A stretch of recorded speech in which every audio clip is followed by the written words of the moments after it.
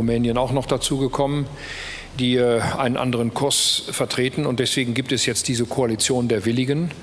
Darunter sind auch Länder, die nicht Mitglied der Europäischen Union sind, die entschlossen sind, in Europa weiter voranzukommen. It's about how two very different leaders, Viktor Orban and Friedrich Merz, are locking horns. And their clash could define the future of the European Union. Welcome to Subscribe to EU Politics, where we dive deep into the power plays, the drama, and the real politics shaping today's Europe. If you haven't yet, make sure to hit that subscribe button. Yes, subscribe to EU Politics, because the story we're discussing today isn't just another headline Viktor Orban. Hungary's longtime strongman remains one of the most controversial figures in EU politics. On the other side, Friedrich Merz, now a central figure in Germany's leadership, is positioning himself as a defender of EU principles, yet also pushing for a more assertive, security-focused Europe. Their growing tension is not just ideological, it's geopolitical, economic, and deeply consequential. To understand what's happening, we need to step back and look at the major flashpoints between them. First, defense and security. In October 2025, during an EU leaders' summit in Copenhagen, Merz publicly rebuked Orban for blocking critical defense discussions. According to reports, Merz accused Orban of undermining EU efforts to strengthen its collective security against threats, especially from Russia. This wasn't just a quarrel, it was a warning. Merz signalled that countries like Hungary cannot simply veto long-term EU defence ambitions without consequences. Second, EU funds and accountability. Merz has taken a tough line on nations like Hungary and Slovakia that, in his view, obstruct the EU's unified position on Russia. He's openly threatened that EU funding to these countries could be cut if they don't align with bloc-wide sanctions or security policies. That's a serious escalation. Withdrawing funds is not a symbolic threat. It's a tool of leverage, and Merz seems ready to use it. Third, security threat perception. According to investigative reporting, Berlin now views Hungary under Orban as a strategic risk. That's not just a political critique, it's a shift towards seeing Hungary as a possible obstacle to a more unified European defence posture. There's talk of reviving more stringent EU mechanisms, even considering limits on Hungary's veto power in security matters. From Orban's side, he pushes back hard. He frames himself as the defender of national sovereignty. In a recent statement, he warned that the European Union is in great trouble, accusing Brussels of promoting migration policies that go against the will of the people. For Orban, the fight isn't just about money or strategy. It's about whether Europe should be dictated from the centre or reshaped to respect national voices. Orban is also deepening his alliances with like-minded political forces. Evidence of this came when he hosted Alice Weidel, co-leader of Germany's far-right party AfD, for a joint call to overhaul migration policy in Europe. He praised AfD's hardline approach and stressed that Hungary's strict border policies should be the model for the EU. This is not mere politicking.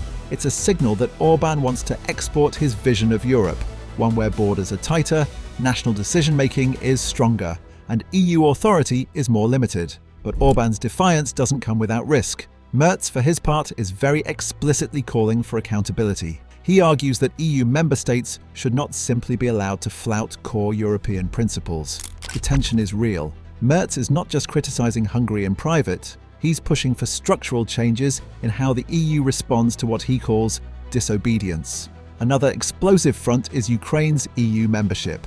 According to a policy brief from Visegrad Insight, Orban has framed Ukraine's accession as a major threat to Hungary's economy, migration control, and national sovereignty. He's mobilized domestic campaigns, including a controversial consultation, some critics call it a pseudo-referendum, to argue that Hungary should have the power to veto Ukraine's EU future. This is more than rhetoric, it's a direct challenge to the EU's enlargement ambitions and to the vision of a united Europe. On a separate but deeply related track, Orban is also attacking European liberal values. In 2025, Hungary passed a law banning the annual Pride March, citing it as harmful to children. Yes, you heard that right. His parliament quickly adopted this law and, at the same time, backed a resolution rejecting joint EU borrowing for defence. The message is loud and clear. In Orban's vision, there is no room for some EU agendas, especially on social policy and collective fiscal solutions. Yet, amidst this bravado, there is a growing political cost. Reports from independent media suggest that Berlin now openly sees Hungary's stance as a security threat English. EU funds to Hungary, amounting to tens of billions, could be at risk if the bloc decides to enforce stricter disciplinary measures. That's not just political risk for Orban, but real economic stakes. The clash between Merz and Orban reached a dramatic pitch at the Copenhagen summit. Merz accused Orban of derailing crucial security talks, particularly over Russia-related defense measures.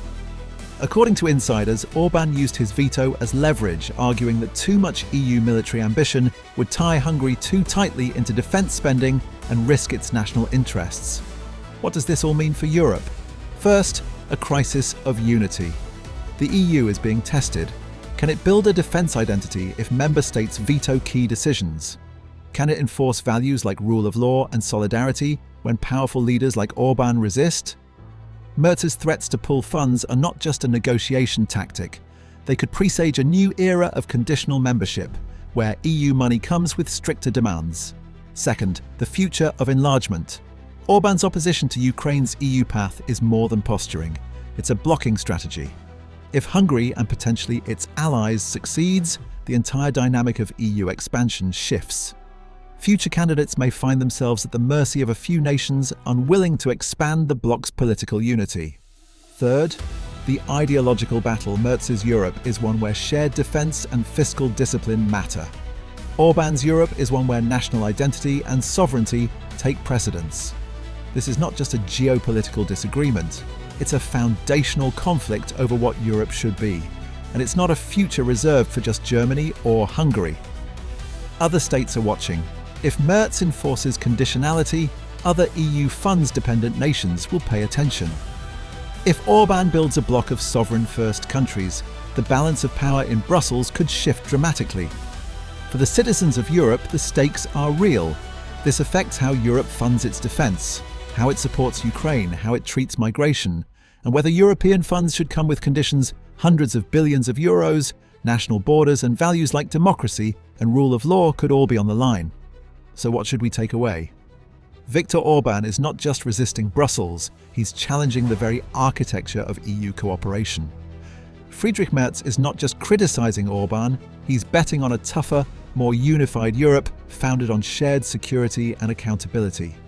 Their battle is not personal, it's institutional, and its outcome could redefine the European project. If you want to stay ahead of these tectonic shifts in EU politics, insights on Orban, Merz, and all the power struggles in Brussels, then make sure to subscribe to EU Politics now. Because this story is still evolving, and the next few months could change Europe in ways we haven't fully imagined. Thank you for watching, stay tuned, and stay alert. Europe's future is being written right now, and on EU Politics, we bring you the inside lines. But the story doesn't end there. In fact, it's only getting more intense. Behind closed doors in Brussels, diplomats are quietly admitting that the Orban-Merz confrontation is creating a new political earthquake inside the European Union. This isn't just a disagreement over policy, this is a full-scale struggle over who gets to define the future of Europe. And the most dramatic part?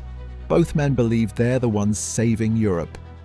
Orban argues that Europe has lost its roots, that Brussels has become a detached elite, pushing policies ordinary Europeans never asked for. His supporters see him as the last defender of traditional Europe, someone brave enough to say no when the pressure is enormous. They admire his resistance, his unapologetic confidence, and his willingness to challenge what he sees as a collapsing liberal order. On the opposite side, Merz's supporters see him as a stabilizer, the man trying to prevent Europe from falling into fragmentation. They view Orban's defiance not as courage, but as sabotage. To them, Merz is the leader willing to take the tough decisions, to enforce unity, and to protect Europe's collective strength before it's too late. This clash of visions, Orban's Europe of nations versus Merz's Europe of shared power, is becoming the defining political battle of our time. Even more surprising is how other European leaders are choosing sides quietly. Some Baltic leaders fear Orban's stance will embolden Russia. Some Southern European leaders silently agree with Orban on migration. Some Central European leaders feel pressured by Merz's economic influence. These hidden alliances are already forming new political blocs inside the EU, alliances that could reshape the entire political map of Europe in 2026 and beyond.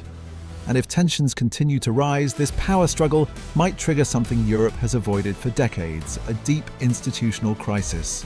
One in which leaders question not just policies, but the very structure of the European Union itself.